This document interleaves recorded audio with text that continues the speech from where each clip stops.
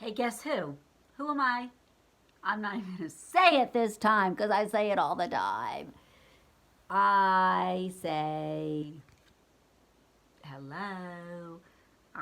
This is the third book I'm reading to you today. What do you think of that? Graham is reading a lot. And I read some of my own book. Do you know Graham reads a lot? I read a lot of books because I love books. And I know you love books too. So we have that in common. Isn't that great? And I know I promised a Sesame Street book. I don't have a lot of them, but thank goodness I have a few, right? A couple. This one is called The Case of the Missing Duckie. I wonder if this one has a tape. I just thought of that. It might be downstairs. I think I'll just read it though. How's that sound? Okay, that'll be better. The Case of the Missing Duckie. Do you know who these guys are? I know this is Ernie, and this is some detective guy looking for the rubber ducky. Let's see what happens. Ooh, there's the ducky. Do you guys bring rubber duckies in the tub? We have one in the pool, right? Yeah. Let's see what happens with this. You think Big Bird's in this book? I don't think. Oh, I see him at the very end. I know you like Big Bird. Ooh, look at that bathtub. Looks like a nice bathtub. The day the ducky disappeared was Ernie's birthday. Huh? Well, that's super cool. Lila's birthday's coming up too. Because it was a special day, Ernie had decided to spend it doing things he liked to do. And the thing he liked to do the most was take a bath with his rubber ducky. Now I remember, Ernie used to sing a song, something like, "Rubber ducky, you're my friend. Rubber ducky, blah, blah, blah." I don't remember the words, but maybe we could find that on something, somewhere. Right after breakfast, Ernie went into the bathroom and filled the bathtub with water. He put a brand new bar of soap in the soap dish and he hung a soft, fluffy towel on the towel rack. Ernie picked up Rubber Ducky and gave him a little squeeze. He said, "You know, Rubber Ducky, you are my very best friend. I could never take a bath without you. Who would I talk to if I felt lonely? Who would cheer me up if I got soap suds in my eye? Gee, Rubber Ducky, I'm awfully fond of you." Oh, that's sweet. He loves his rubber ducky. Just then the telephone rang, and Ernie went to get it. I bet it's someone calling to wish me happy birthday. He left Rubber Ducky on the stool in the bathroom, and he went to get a phone. Who's peeking out of there? Who is that? Lila, who is that? Levi. Is that Cookie Monster? Oh, look at that. Hello. Hi, Ernie. This is Big Bird. I just called to ask you a question. Are you going to be home at 2 o'clock this afternoon? Ernie answered, "Gee, Big Bird, I guess so. What is happening at 2 o'clock this afternoon?" "Oh, nothing. I was just wondering if you were going to be home then. That's all. Well, goodbye, Ernie," said Big Bird. Well, that's a mystery. And look, looks like Cookie Monster has snuck into the house. Big Bird didn't wish me happy birthday, thought Ernie. He's thinking, maybe he doesn't know that today is my birthday. Gee, maybe no one knows that today is my birthday. When Ernie returned to the bathroom, he had a strange feeling that something was missing.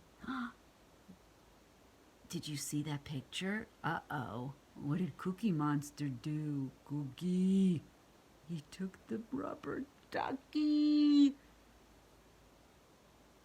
And poor Ernie, look, he's thinking, what's missing? Rubber Ducky! Rubber Ducky was gone. Ernie went back to the telephone. He called his friend Sherlock Hemlock, the detective. "Hello, Mr. Hemlock. Something terrible has happened. I need a detective." "I'll be there in a minute," said Sherlock Hemlock. A minute later, there was a knock on the front door, and Ernie opened it. "It is I, Sherlock Hemlock, the world's greatest detective," said the man with the... What's he holding? A magnifying glass. What seems to be the trouble? I guess Sherlock Hemlock uses a magnifying glass all the time to help him find clues, right? To solve a mystery. I was going to take a bath when I noticed that something was missing, said Ernie. Sherlock looked at Ernie very carefully. Aha! I have it! Your clothes are missing, he cried. My clothes are in the bathroom, Ernie explained. Then I will begin looking for your clothes in the bathroom, said Sherlock. Oh my gosh, Sherlock is a little confused, isn't he? Ernie followed Sherlock Hemlock into the bathroom. Gadzooks, I have found the missing clothes, said Sherlock. Ernie said, but my clothes were never missing. The thing that is missing is the soap, said Sherlock. No, not the soap. The soap is right here. It is the bathtub, cried Sherlock. No, not the bathtub. It is Rubber Ducky that is missing, said Ernie. Sherlock said, of course, now I understand. It all fits together. I was about to take a bath, said Ernie. You were about to take a bath when your rubber guppy jumped out of the water. No, it wasn't a rubber guppy, said Ernie. Rubber puppy? Ruffled buggy? Dubby mucky?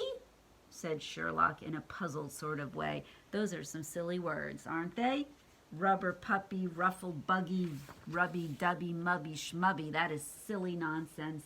Ernie sighed sadly. It's a cute, chubby little fellow named Rubber Ducky who's missing. He disappeared while I was in the living room answering the telephone, said Ernie. In that case, I shall call this case the case of the missing ducky, and I shall begin solving this case by looking for clues in the living room. Let me tell you about clues, Ernie, said Sherlock as he inspected the telephone. A clue can be as small as a scrap of paper or a piece of thread or a speck of dust. Sherlock looked in the waste paper basket. He picked up a pincushion. He lifted the corner of a rug. And he's looking everywhere with his magnifying glass, isn't he? Sherlock opened the closet door and poked around inside. There's Ernie's closet. I guess I'll just sit in the bathtub and look at the faucet and talk to the soap. And oh, what am I going to do without Rubber Ducky? Poor Ernie, he's so sad. There's Cookie again. But Sherlock did not hear Ernie. He was still looking for a clue. And I, Sherlock Hemlock, the world's greatest detective, will go on searching for the missing rubber. Now, what was it I shall go on searching for, said Sherlock Hemlock. He forgot. He's not a very good detective, is he? And look, right behind him is the Ducky. Don't you just wish you could say, Sherlock Hemlock, look, over here. But you can't say that in a story, right? You want to, but you can't really say that because he can't hear you. You got to read the book. Oh, we're on this page with Ernie in the bathtub.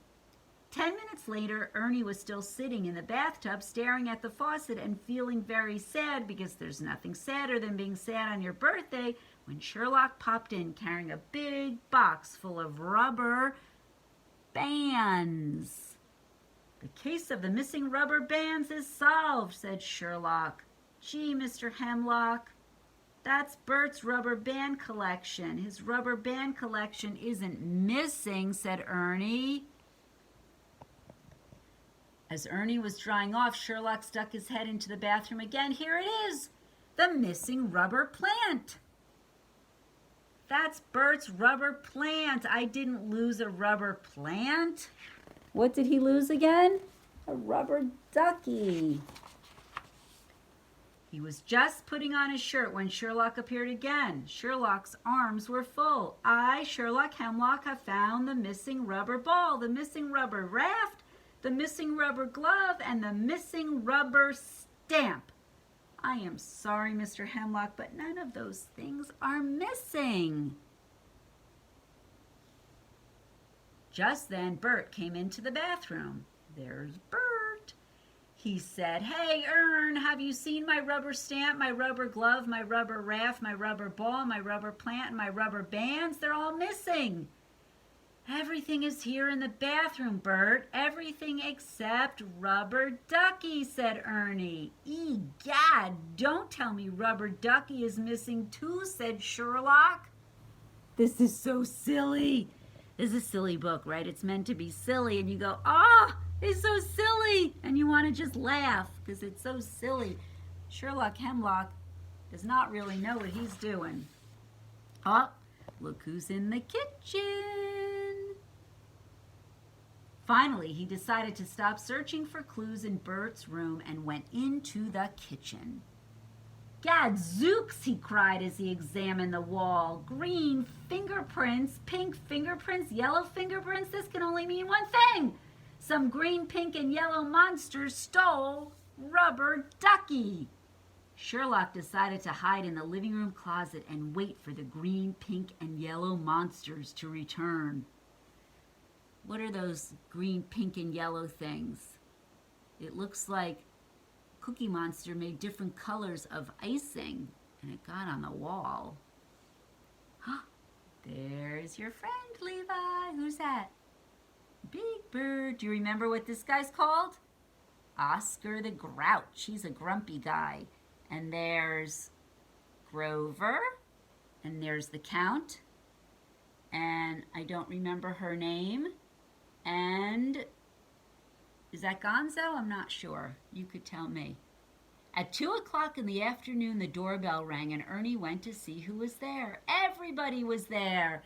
Surprise! They all shouted. We brought you a birthday party. That's why I wanted to know if you would be here at 2 o'clock, said Big Bird.